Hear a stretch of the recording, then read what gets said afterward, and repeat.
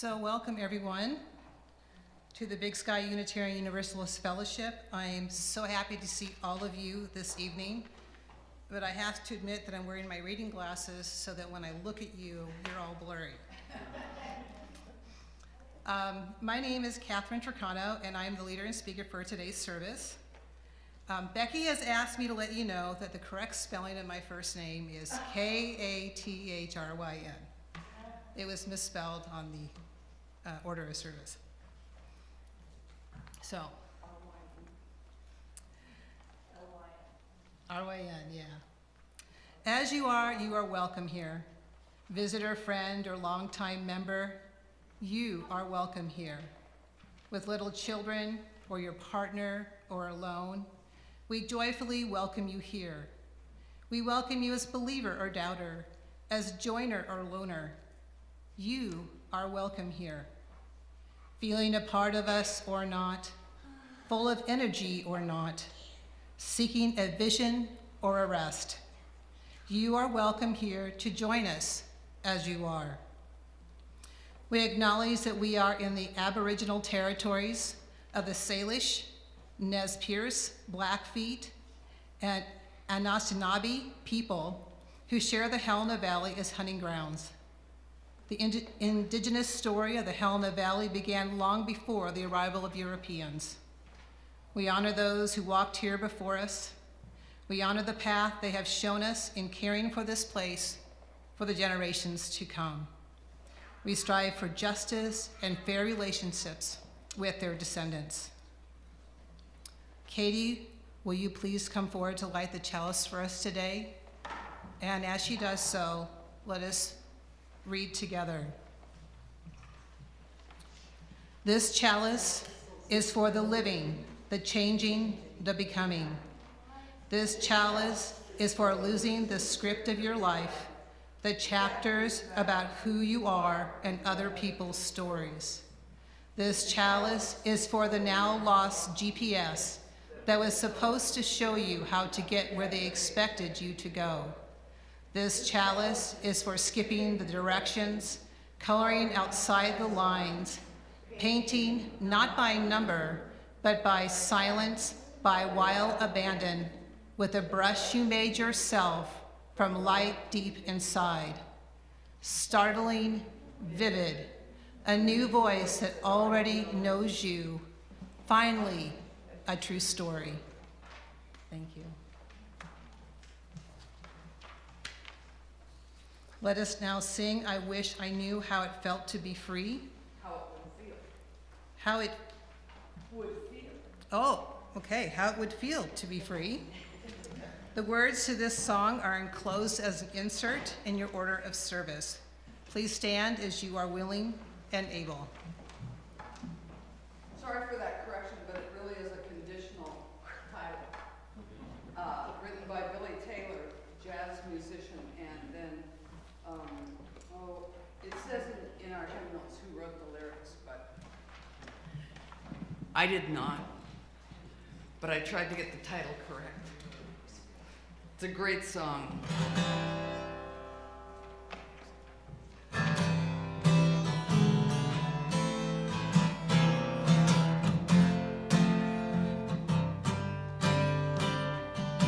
I wish I knew how it would feel to be free. I wish I could break all these chains holding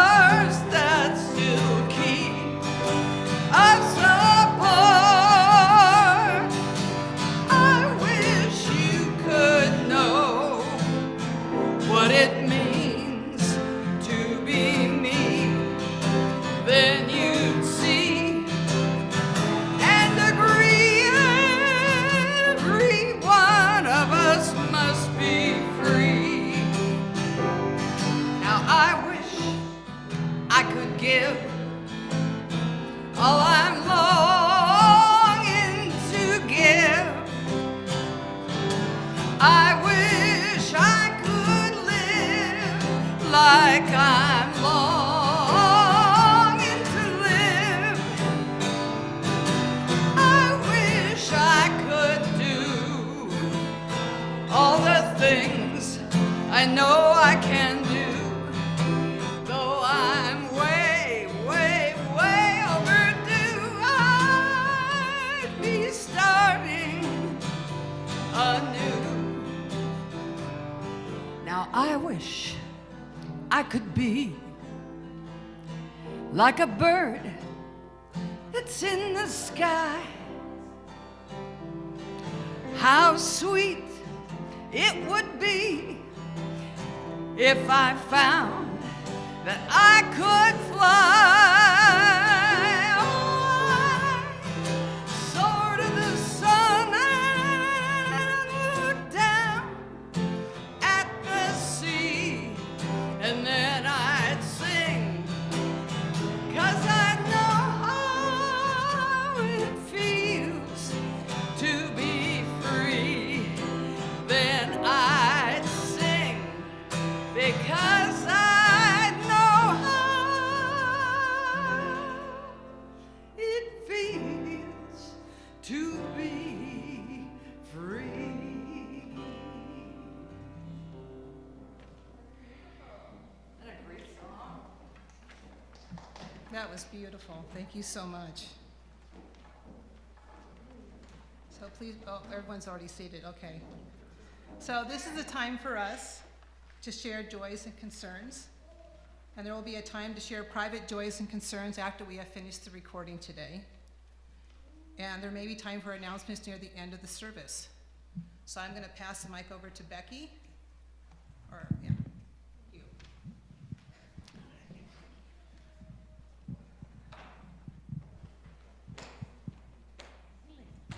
Hi, my name is Liam, and my joy is that I get to be with you guys here today.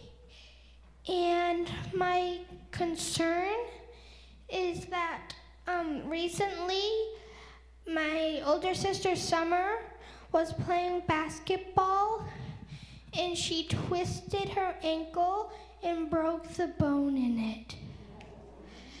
So she's been resting a lot, and she has crutches, and she's been having medicine. So I really hope that she gets better. I have a concern that my mom is hi, I'm Vivi, and I have a concern that my mommy is sick. And that's all.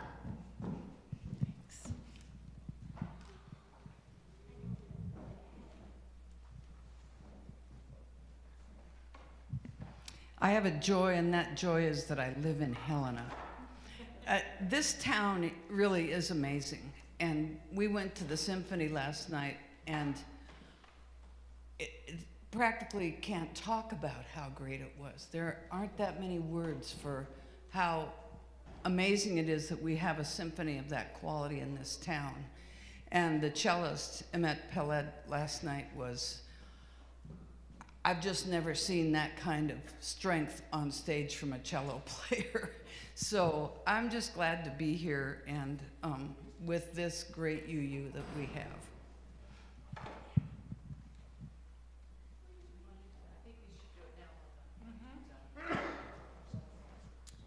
Okie dokie, I'm going to try and remember all the components. We're going to try something new on Monday when you receive your announcements, the call for announcements.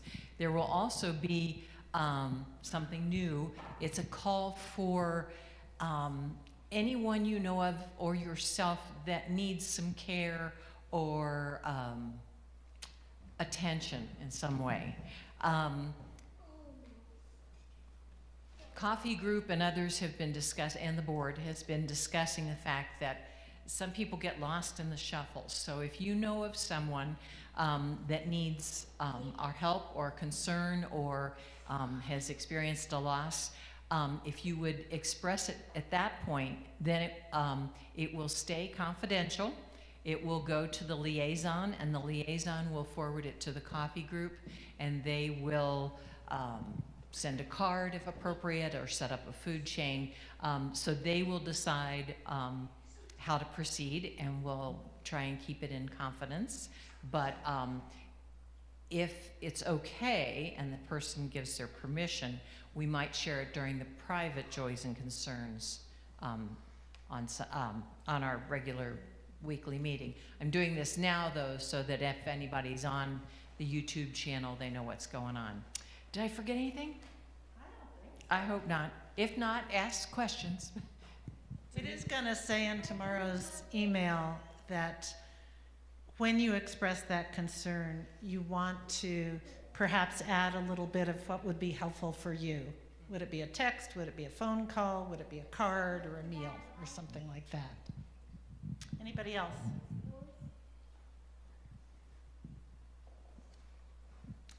Vivi.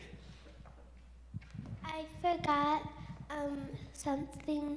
I have a joy that I'm back here because a few days ago I was sick, and I have a concern that I felt that at my school I fell off of a high platform, and that's all. Okay, one more. Oh yeah, and another concern I have, another one about my family being hurt, is that my mother Cynthia, when she was coming out from the ER, because she works there, she slipped on ice and hit her head, and now she has a concussion. Oh yeah, a few days ago. So yeah.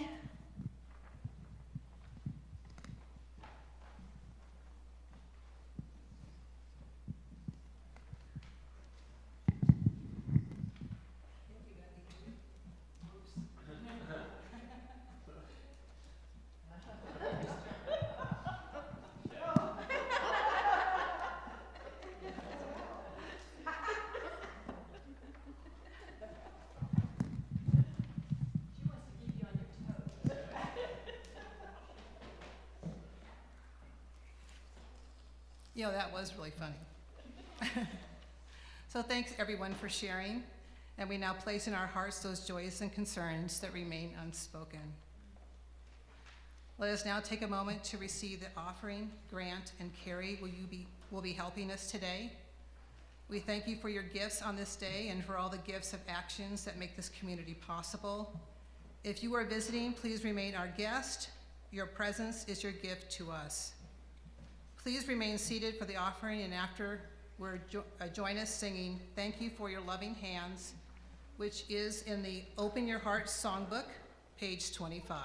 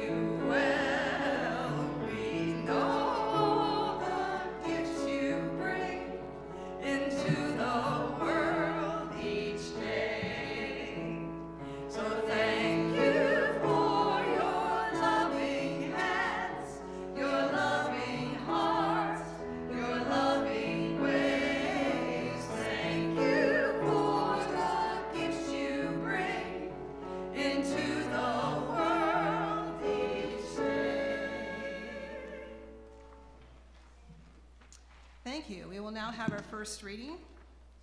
It's in the Singing the Living Tradition book. It's number 657. It Matters What We Believe. This reading is a perfect companion to the message I will be giving today, and it is a responsive reading. So I will read the regular printed words, and I ask that you please respond by reading the italicized words. Some beliefs are like walled gardens. They encourage exclusiveness and the feelings of being especially privileged. Other beliefs are expansive and lead the way to wider and deeper vicinity. Some beliefs are like shadows clouding children's days with fears of unknown calamities. Other beliefs are like sunshine, blessing children with the warmth of happiness. Some beliefs are divisive, separating the saved from the unsaved, friends from enemies. Other beliefs are bonds in a world community where sincere differences unify the pattern. Some beliefs are like blinders, shutting off the power to choose one's own direction. Other beliefs are like gateways, opening large vistas for exploration. Some beliefs weaken a person's selfhood. They blight the growth of resourcefulness. Other beliefs nurture self-confidence and enrich the feeling of personal worth. Some beliefs are rigid like the body of death, impotent in a changing world. Other beliefs are pliable, like the young sapling, ever growing with the upward thrust of life. Thank you. I now have a story that I'd like to share with our children of all ages. Anyone who'd like to come join me up here are welcome to. My voice is a trumpet. Let's go.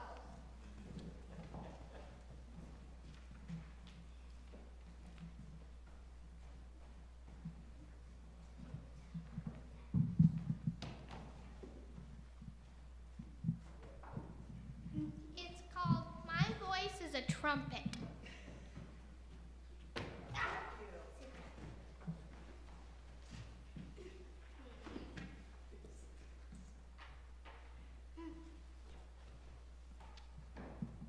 So how many of you play on a musical instrument? What? What do you play? The trumpet. The trumpet? Me? Yeah, musical instrument. Me? Yeah, yeah. I do piano. You do piano. What do you play? I do piano too. Wow. Do you play an instrument? I play the guitar sometimes. Wow. We got some talented people up here. I just play drums. Oh, I like that too. I actually have my own drum. Well, do you know? My younger cousin scribbled. Oh, I'm sorry to hear that. Do you know that all of you have your own little instrument, even if you didn't have a musical instrument? What do you think that is? Your voice. Perfect. That's exactly it, your voice. Your voice. And that's what this story is about. My voice is a trumpet.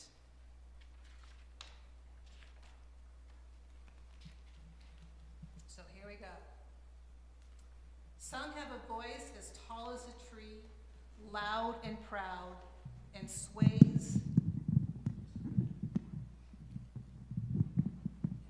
Perfect. Some have a voice as tall as a tree, loud and proud, and sways in the breeze.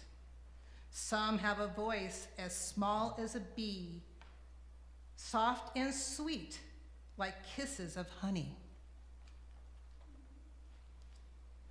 Some have a voice that's patient and wise, with lessons of life told through sparkling eyes. Some have a voice sunny and bright, a voice that can echo and light up the night. There's a voice that is silent but still can be heard, with hands that move to speak every word. It's called sign language. I know, I can speak some of it. Good. Then there's the voice that roars like a lion, a big voice that tells you, always keep trying. We all have voices, voices to hear. My voice is a trumpet, strong and clear. My voice will be loud when I'm not sure what I know, to wonder, to learn, and to ask as I go. I will learn to speak up, to show I am strong, to stand for what's right, and to know what feels wrong.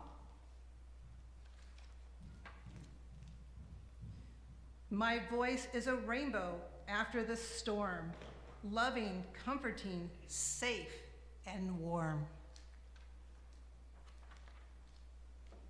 I'll use my voice to find joy in others, reminding us all we're sisters and brothers. That's kind of alarming. It is.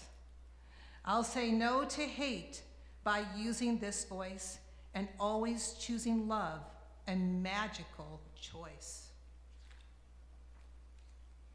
Voices are powerful, and together they're strong, like the musical notes of a beautiful song.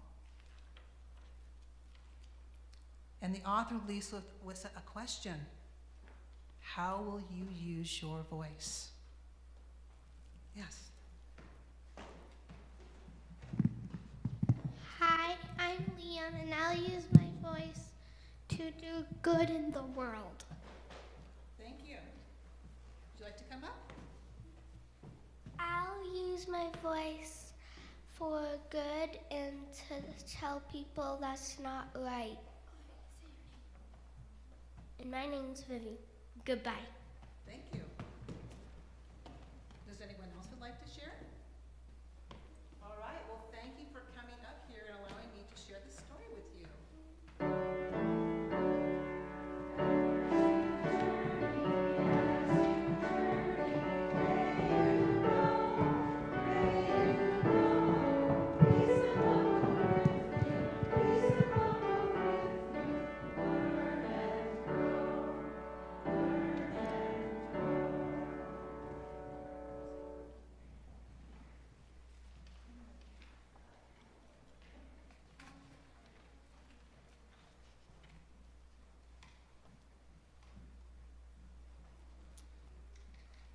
So raise your right hand if you were required to read George Orwell's classic novel, 1984, in your youth. I figured it'd be most everybody in this room. In this book, images that Orwell used to depict a world controlled by thought police eerily resemble what occurs in present-day cults. In 1988, at a conference of scholars and policymakers, the following definition of a cult was adopted.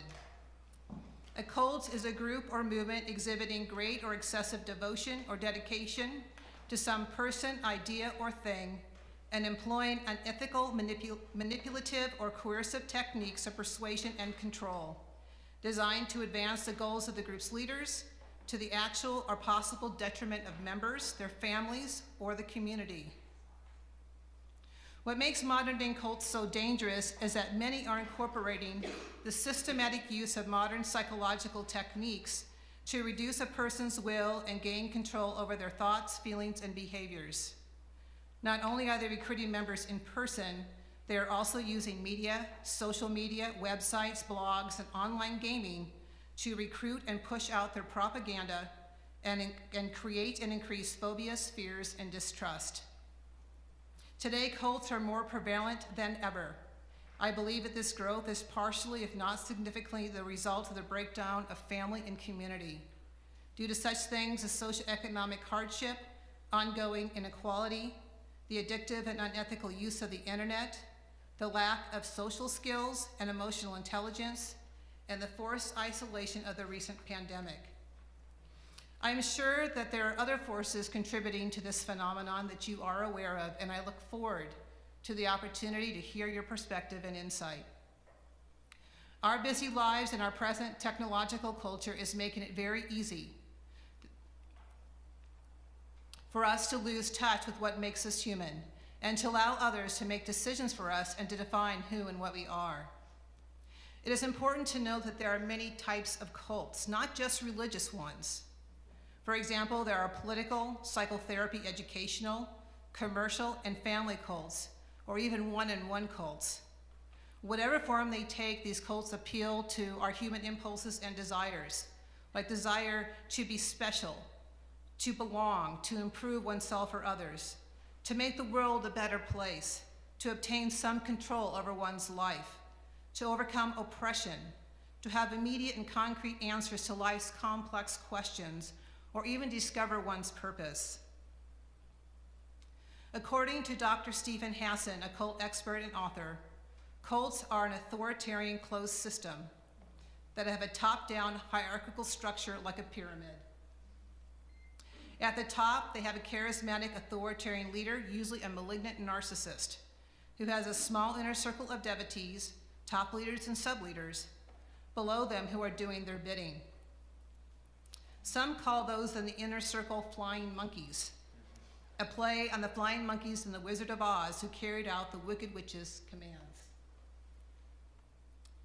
Doctrine, dogma, and orders, done without question or even rationale, flow from the top downward. The intensity of indoctrination, coercive control, mind manipulation, and enmeshment increases the closer a person is to the apex of the pyramid. A person at the bottom may become indoctrinated, but not to the extent as a person whose life has been taken over completely. So who joins a cult? Well, most people believe that cults prey only on the disgruntled and the vulnerable, losers, loners, outcasts, and people who simply don't fit in. But this isn't true. According to Stephen Hassan and other cult experts, there is no single type of person who joins a cult. Cult members come from various backgrounds and have different reasons for their involvement. There are many intelligent, educated people from stable families who get caught up in destructive relationships and groups. So now let me take a few moments to share with you my experience with cults. In 1981, when I was only 15 years old, my mother and I joined a spiritual New Age cult known by two different names, the Summit Lighthouse, TSL, and Church Universal and Triumphant, also known as CUT or derogatorily as CUT. Since CUT and TSL are part of the same organization, I will refer to it as CUT or CUT from now on. That was a Freudian slip. During my time in CUT, the charismatic religious leader running the show was Elizabeth Clare Prophet, also known as Guru Ma or Mother by her followers. She was recognized as the representative and spokesperson of spiritual enlightened ascended beings or spiritual guides. I devoted 25 years of my life to this organization. I started out on the lower rung, but continued up the pyramid throughout the years. The higher I went, the more time I devoted to the organization, and the more indoctrinated and deeply enmeshed I became. I would like to talk about the time when I was deeply involved with CUT. And this is when I served on staff from October 1988 to January 1991 as a co-worker and then as a probationary staff member. I wish I could walk you through my entire journey with CUT, but that would require me to write a book that would take at least 10 hours for me to read, and I only had 20 minutes. So I am providing a snippet of time when I was negatively impacted the most. During these 2.5 years, I lived and worked at the organization's headquarters in Coron Springs, Montana, called the Royal Teton Ranch. I served full-time, mostly working 10 hours a day, 7 days a week. I was not allowed to date. I was given a small monthly stipend. I wore hand-me-downs, and I followed a dress code.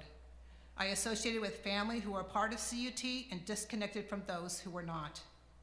My awareness of world events was limited to the news clips approved by Elizabeth, and I ate food prepared by the kitchen staff which conformed to the diet she approved of.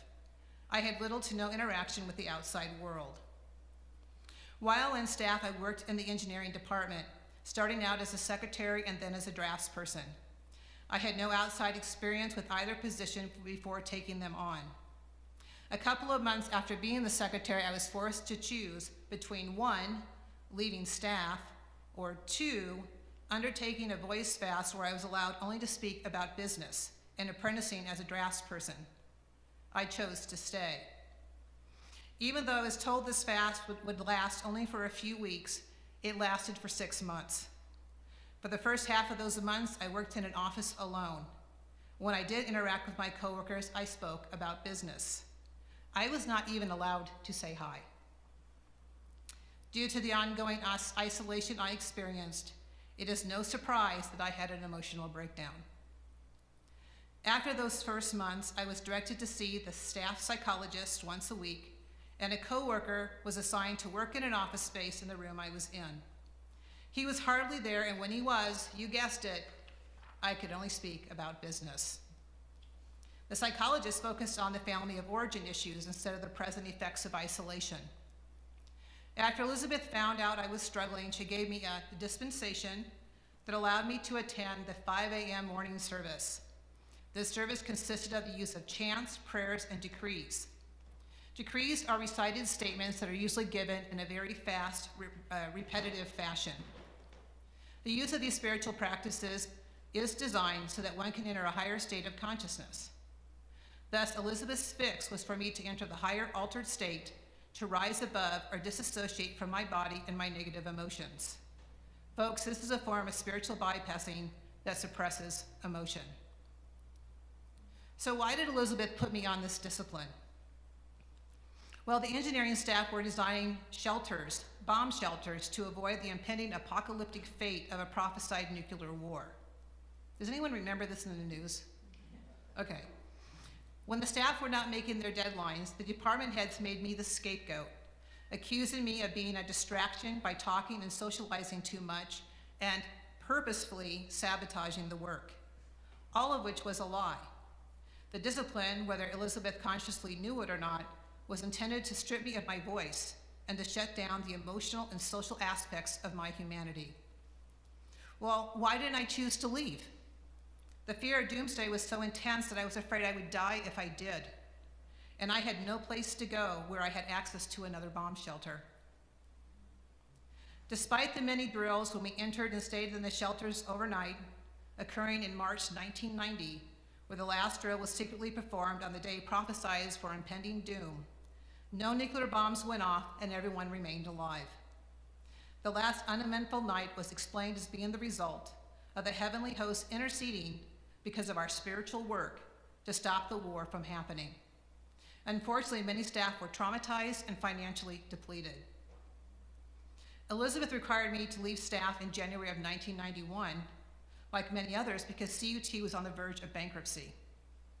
It took me about a month to feel safe enough to look for a job and begin a civilian life again.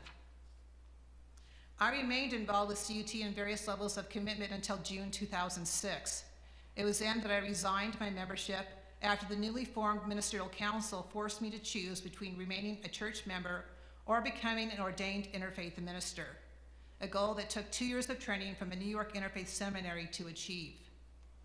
It was a difficult decision to walk away. I had seen the mistreatment and banishment of those who were kicked out or left. I did not want to be alienated from the only community I knew. I was not close to family members who were not associated with CUT, and my father had disowned me. I also had some family members who were still active in CUT, and I did not want them to feel forced to disown me or be negatively affected because I chose to leave or speak out. So I left quietly.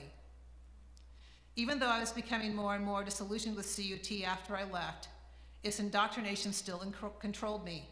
I remember experimenting to see if I could make it safely through a day without spending hours decreeing for my protection. Untangling myself from the fears and phobias embedded in my psyche was and still is an ongoing, painstaking process. I need to make a note here about my family members who are still associated with CUT. When Elizabeth was in charge, none of them served in the higher ranks as I did. Their involvement was from the lower levels. Later, when some of them did enter leadership roles, and some of her still are, Elizabeth had retired, and a ministerial council and a group of laypersons called the Council of Elders was formed. In addition, the organization had been restructured to be more like a business. Staff were receiving salaries with benefits. Thus, CU had become less culty. For the next 10 years, I started my journey of letting go of the cult self and reclaiming the self that was authentically mine. But because I still had lingering emotional and psychological ties, I fell back into another cult. In late 2016, I received an invite to join a fledgling group called New Wisdom University, also known as NWU. This group presented itself as an educational organization. However, the courses were overseen and mostly taught by spiritual guides who spoke through Marcia Covington, the university founder, or by Marcia herself. She claimed that she had received the spiritual mantles that Elizabeth had when she was alive. In this group, I started out as a student and was quickly promoted to leadership positions due to my past affiliation with CUT and my professional skills. Please notice on this diagram that I placed the president of the board's position lower than the chief operating officer. That is no mistake. The board president had little to no authority. They only held the position to fulfill the requirements of the law for nonprofits. Marcia and the ascended beings that spoke through her were in charge. It was while I was in these leadership roles that the misuse of power in both organizations became clearer, and my disillusionment with them became concrete. For example, I saw how Marcia would dictate messages from ascended beings to shame and guilt me and others to conform to what she wanted or to shut us down. I witnessed her misuse of funds and her believing that she was above the law. I resigned and left NWU in early 2021, taking only 4.5 years instead of 25 years to walk away. I am no longer affiliated with any group that provides messages from guides or ascended beings. What helped me to walk away sooner was my education and training as an interfaith minister and a mental health therapist, my seeking out professional help, and my ongoing passion to learn everything I can about persuasive techniques, cults, and narcissistic abuse. This time, I was not as easily deceived because I was wiser, had developed trust in myself, and strengthened my inner voice. I guess you could say my inner trumpet bellowed. I need to say that my experience with these cults were not all bad, and I don't want you to think that they were 100% bad, because I've only focused on the cult characteristics that were present in both organizations. So what are the characteristics of a cult? This is where this handout comes out, and I hope everyone has one of these. And if you didn't pick up a bulletin, they were put in the bulletin. This handout contains Dr. Stephen Hassan's bite model and influence continuum chart. The image that you show up on the screen is an abbreviated version of this model. This model organizes cult-specific methods to recruit and maintain control over members into 4 categories: behavior, information, thought, and emotional. A cult does not have to use all these tactics listed under each category to be a cult. However, the more tactics they use, the more destructive they are. As you look at the items listed in this bite model, you can see how the experiences I shared with you fit in this model perfectly. I want to add a few more thoughts. Under behavior, both organizations controlled behavior. NWU controlled it by pressuring volunteers and staff to use all their personal time for the university.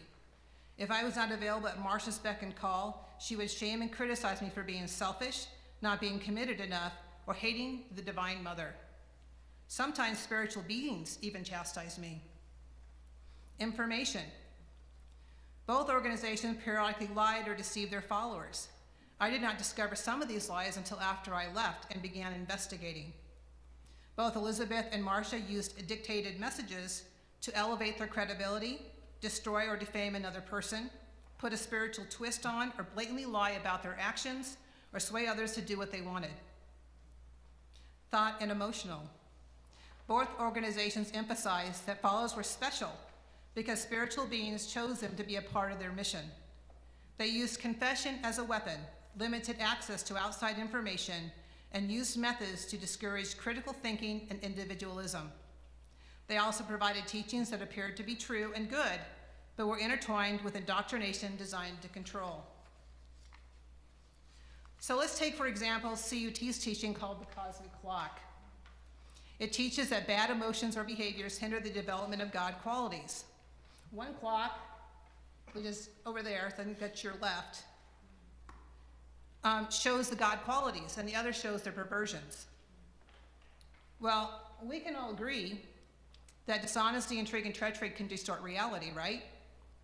Well, let's look at doubt, fear, or human questioning.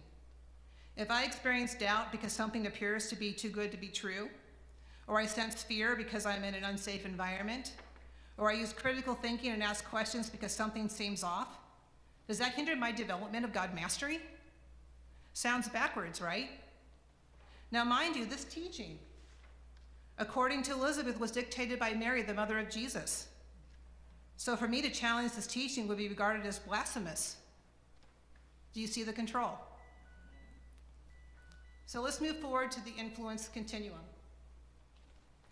The influence continuum chart shows how influence can be used for constructive and destructive purposes. At one end of the spectrum, influence is benign and healthy. On the other end, influence is used to attack a person's core self to get them to merge and identify with the group's or leader's worldview and accept their version of reality and causality. This is the side of the spectrum that destructive cults thrive on. When a person becomes merged, they turn inward, refusing to look at or consider other ideas, beliefs, or options.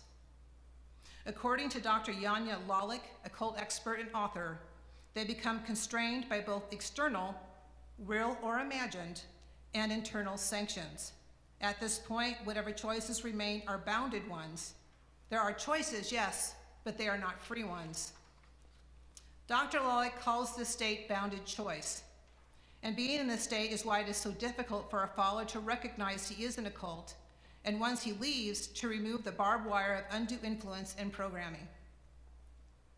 So to end this talk, I would like to share some hard-earned wisdom I have gained throughout my lifetime because of being involved in these cults.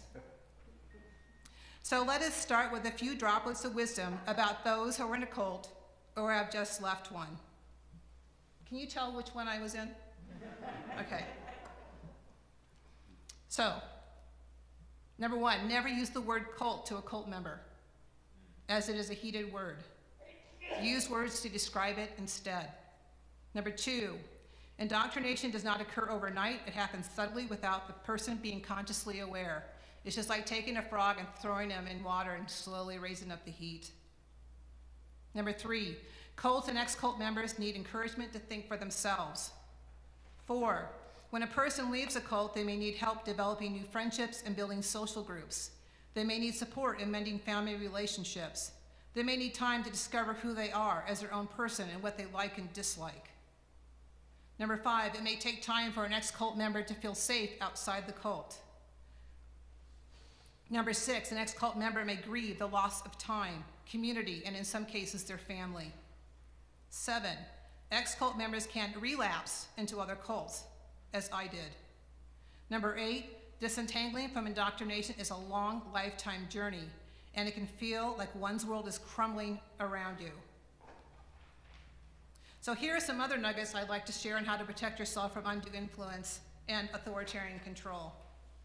Number 1, abuse is abuse no matter how it is decorated or gift wrapped.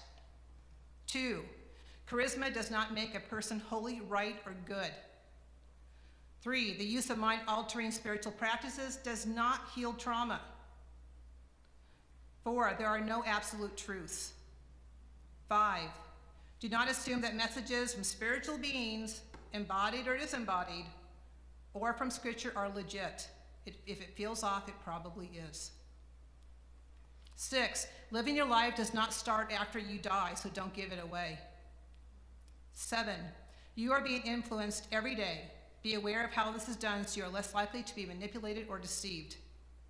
8, emotions are the language of the human body. They are neither good nor bad. So listen to your body and pay attention. 9, no one except you is the expert or authority for your life. Get second or third opinions if need be, and then decide. 10, questioning and using critical thinking is healthy. Fact-checking information is vital and necessary. 11, your ideas, feelings, and needs are just as valid as anyone else's. 12, maintain balance in your life, because being in survival mode, being overly busy, makes you vulnerable to undue influence and being taken advantage of. 13, maintain healthy connections with family and friends and those with different points of view. Keep your circle of influence open. 14, it is healthy to have boundaries to say no and to take care of you. And finally, be open to other opinions and ideas, because your curiosity and willingness to learn can be your greatest defense. So I thank you for allowing me to give this talk today about cults. And in the future, if you feel inclined to invite me, I would be happy to talk in further detail about religious and spiritual abuse. So let us now have a few minutes for meditation.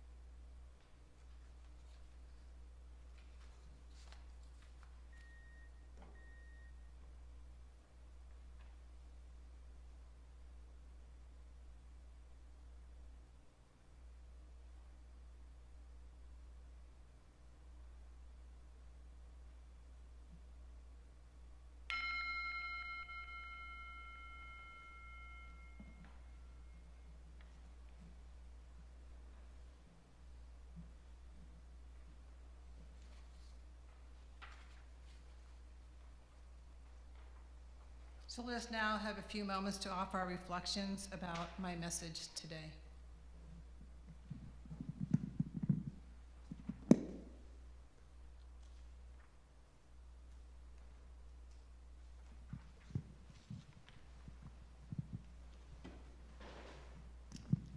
And like the kids, I'm Carrie Fairbrother. Thank you so much. That was really inspiring. As an older person, I worry when I see my grandchildren using the internet a great deal. So it's different than going off to a place, but I have the same concerns, and I'd like some of your advice about that.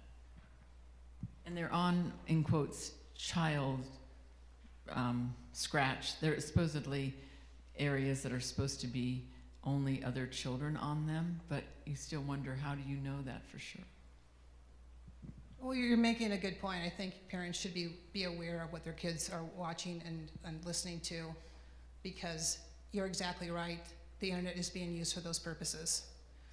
There was a study, I think it was on 60 Minutes or something, they were talking about Twitter, how they were using different algorithms to try to bring in fake news and stuff to people who were using that social media.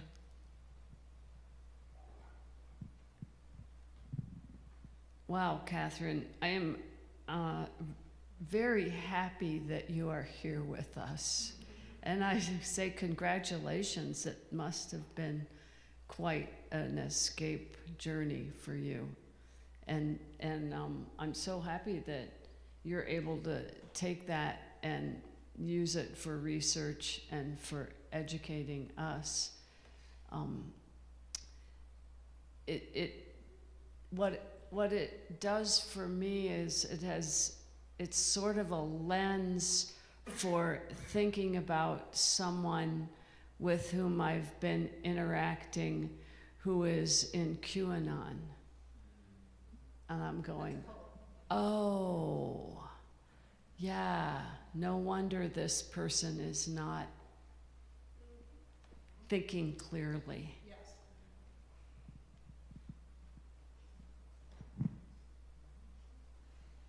Okay, I'm good. Yeah.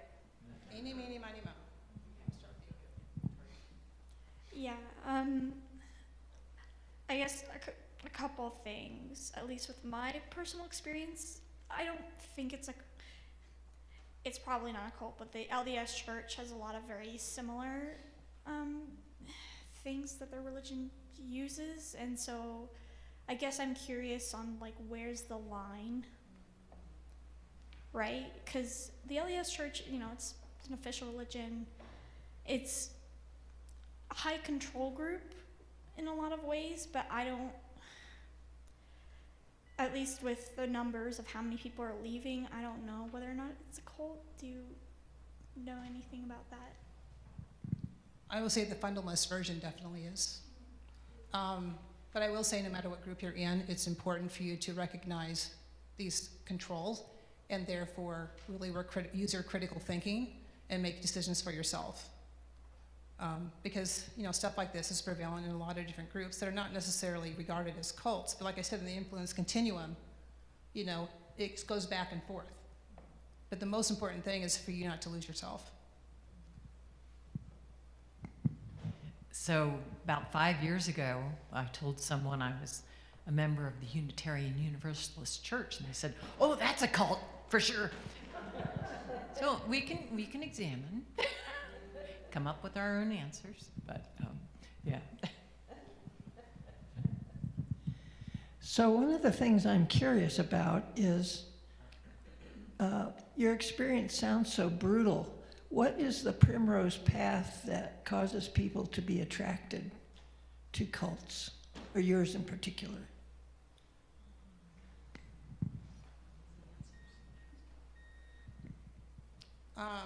Like I said before, it can be a lot of different reasons.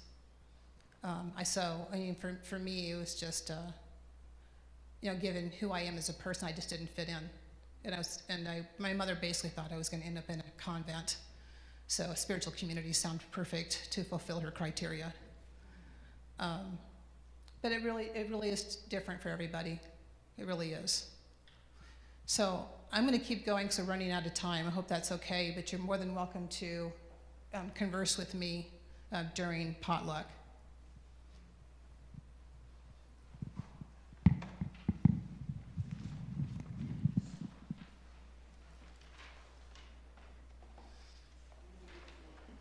So we are now going to sing our closing hymn, Be Ye Lamps Unto Yourselves, found in the Singing the Living Tradition book. This is number 184. Please stand as you are willing and able.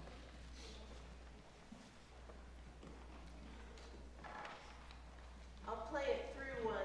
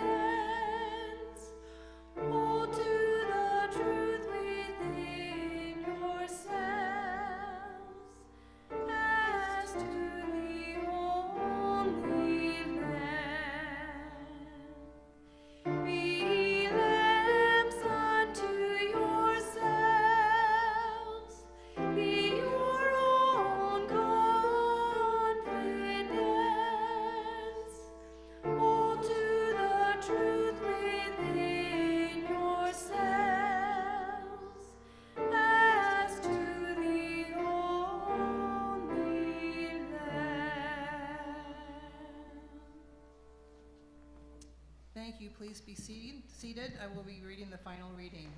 This is from Thich Nhat Hanh. Let us be at peace with our bodies and our minds. Let us return to ourselves and become holy ourselves. Let us be aware of the source of being common to us all and to all living things.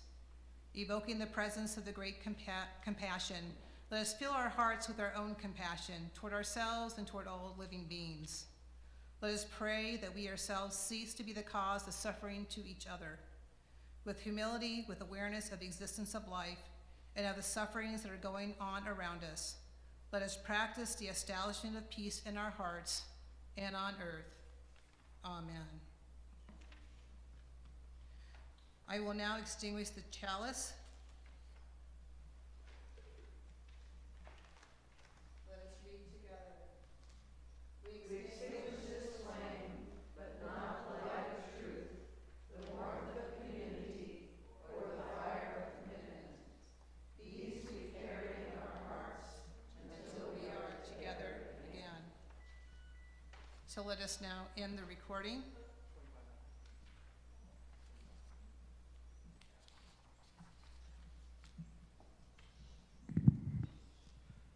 It's now time for announcements and private joys and concerns. We've only got a few minutes, so we'll have to do this quickly. Hello, my name is Mackenzie Jones. She, her